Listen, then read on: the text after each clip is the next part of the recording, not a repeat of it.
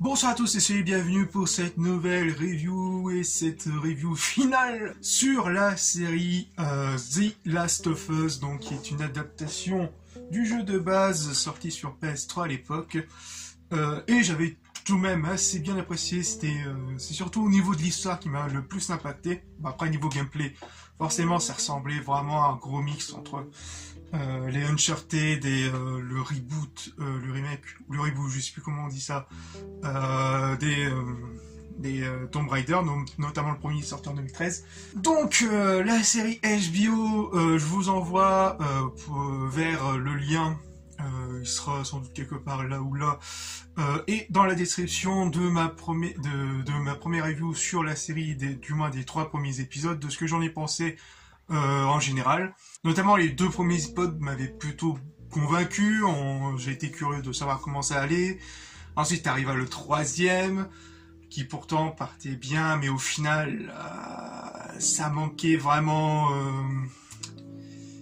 au niveau de réalisme de cet univers qui est assez impitoyable, notamment avec les nouvelles règles, notamment concernant les claqueurs, plutôt infectés, ou dès que t'en tues un, forcément, vu que c'est un cordyceps, ils sont tous liés l'un à l'autre, etc. Ça aurait pu donner un épisode 3 final totalement gigantesque et dantesque, et qui laisserait un peu suspense. Enfin bref, je vous laisserai un peu plus de détails là-dessus, qui faisait un peu vraiment du fausse route.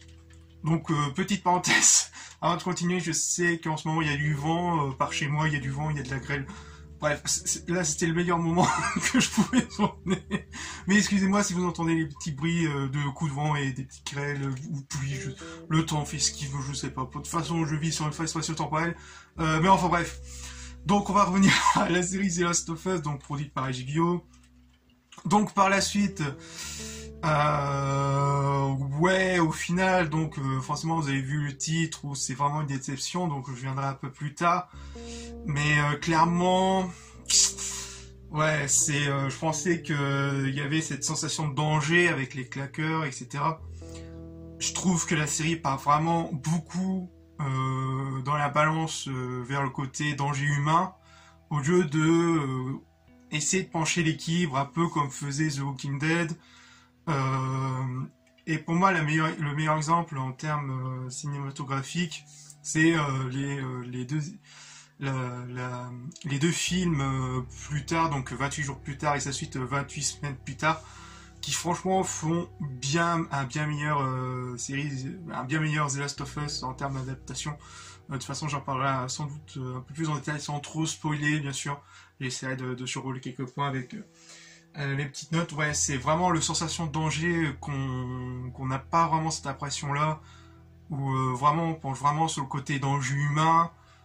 Au lieu de faire vraiment l'équilibre entre humain et infecté, voire même avec ce 3e élément de l'environnement qui vieillit, qui est totalement fracturé, où chaque chose est fragile, etc.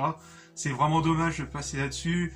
En plus, ça enlève quelques séquences un peu action, on peut dire ça, dans le jeu, où ça a vraiment donné un petit rythme au niveau de l'histoire et aussi le développement des personnages, parce qu'au fur et à mesure des épreuves que Ellie et Joël affrontaient, on commençait à s'y attacher, eux aussi, notamment Joël, où vraiment c'était vraiment dans le jeu, Joël, c'est vraiment le type badass et vraiment cru et enfin totalement gris, qui au fur et à mesure de l'aventure va briser un peu sa carapace et un peu plus attendri, tandis que dans la série, ce Joël là,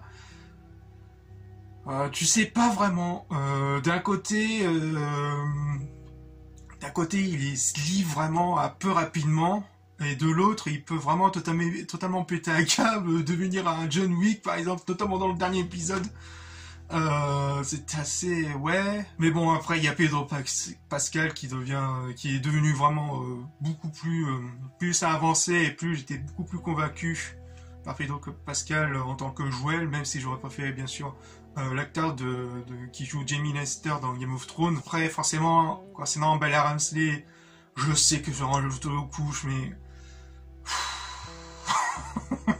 je sais bien ce qu'elle fait, ce qu'elle peut.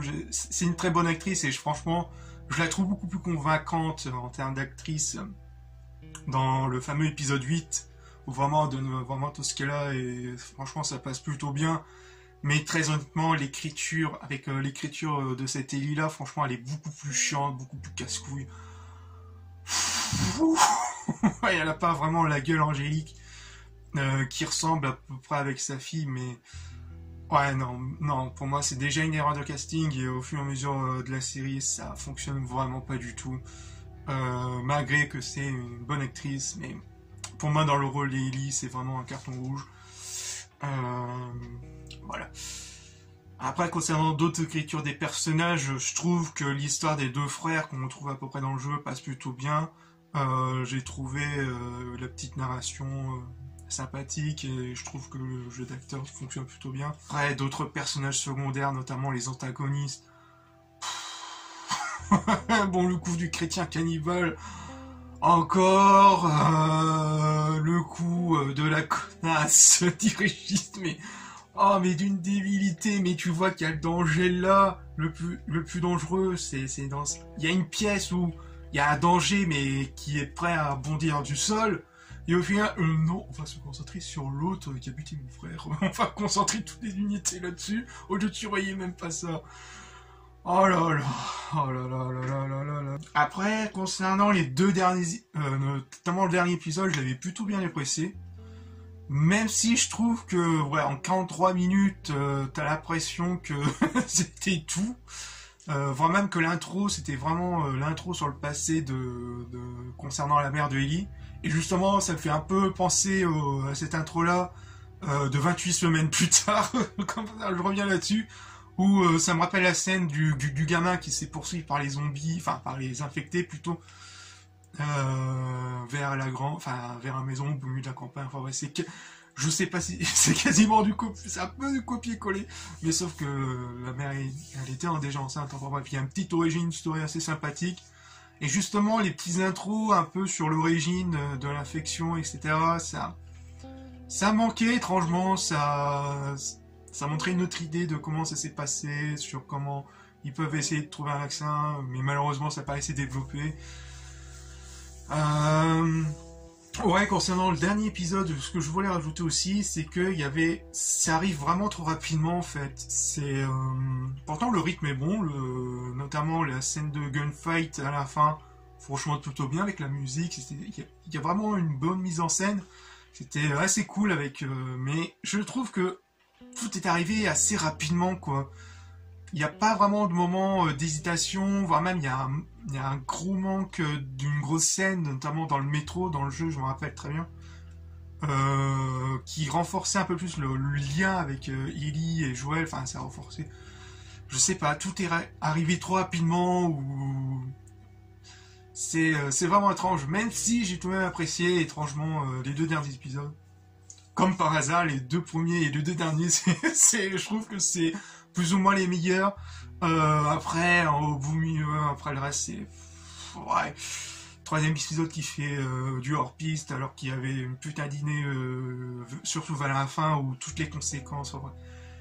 Vraiment à faire. Après les autres, je trouve que dans l'épisode 5, où vraiment, en termes d'infectés, plutôt, on a envoyé toute la sauce, après... plus rien. Après, on n'en aurait plus on n'a plus que budget, alors que chaque épisode avait un budget d'environ 10 millions de dollars. Donc au total, ça fait 90 millions de dollars. Parfois, tu te demandes où est-ce qu'ils sont. Peut-être au niveau du salaire de Pedro Pascal, parce que voilà, en ce moment, c'est vraiment la grande star des séries télé, notamment avec The Mandalorian. Mais ouais, après, niveau effets spéciaux, et en termes de création, retranscrit en termes de décor, je trouve que ça fonctionne plutôt bien. On est tout de même assez immergé. Ça, c'est tout de même un très bon point. Même si parfois il y a quelques fonds verts qui se voient un peu, quelques effets spéciaux un peu, ouais. Mais après, sinon dans l'ensemble, on se laisse tout de même. Je me suis tout de même laissé immerger.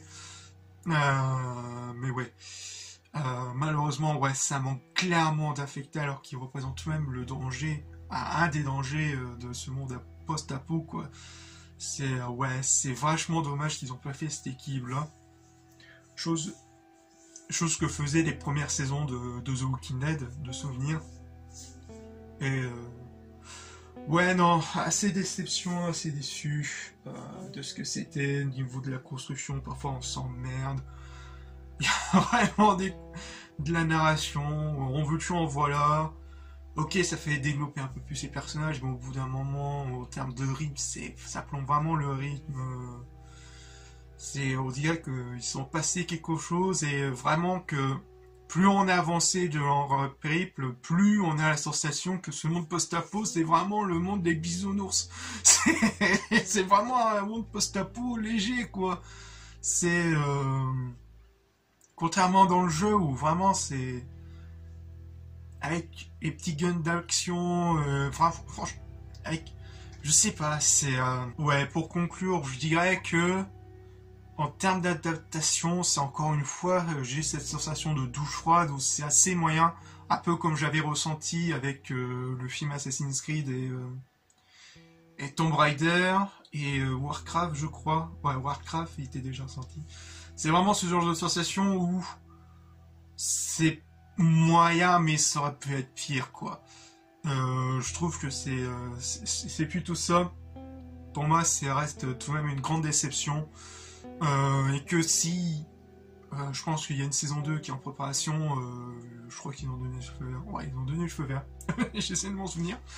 Mais ouais, si c'est pour avoir le Red Meat, où je pense que ça blablote tout de même pas mal. Non merci, ça sera sans moi.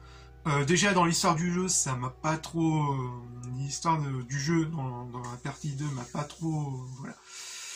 C'était pas trop mon kiff. Enfin, ça m'a pas trop donné envie, mais non, si c'est du même calibre, même si je crois que récemment, il y a un des producteurs qui disait « Ouais, il y aura plus d'infectés, il y aura plus... » Enfin, non, non. Déjà, vous avez loupé ça, notamment... Ah, il y avait aussi il y a aussi des scènes avec le Cordyceps, enfin, avec les... Oh, comment tu appelles ça?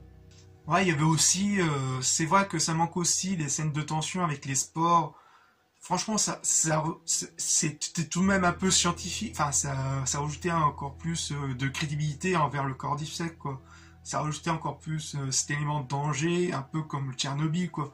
Avec les particules radioactives, etc. Ça te donnait vraiment cet esprit ennemi invisible, quoi, qui peut te tuer à tout moment. Ça manque vraiment de punch, enfin, ça manque vraiment de danger imminent. Sans vraiment presser ou n'importe quel...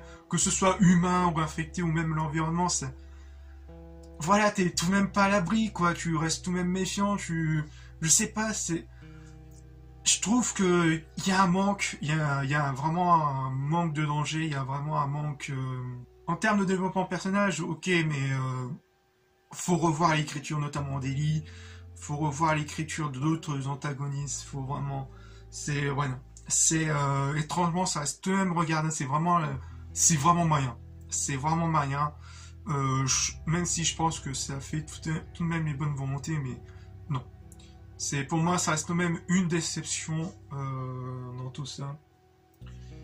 Mais voilà, franchement, si vous avez l'occasion de tomber sur le jeu de base, franchement foncez-y, hein. C'est largement mieux en termes d'écriture, ça atomise largement la série, c'est vrai que c'est largement meilleur. Je sais que sur PS, ça arrivera, je sais qu'il est déjà dispo sur PS4 et sur PS5, dans la version remastered. De ce que j'avais vu, c'était plutôt pas mal niveau graphisme, et franchement, vous ne serez pas déçus. Je sais que sur PC, ça va arriver le 18 mars ou le 28 mars. Je crois que ça a changé entre temps. Je pense que je mettrai l'indicatif là, notamment le Nicolas du futur fera le montage et mettra sans doute la bonne date si c'est pas encore changé. Mais ouais, franchement, foncez. Si vous avez aimé la série, franchement, vous allez surkiffer le jeu. Croyez-moi, vous allez le surkiffer.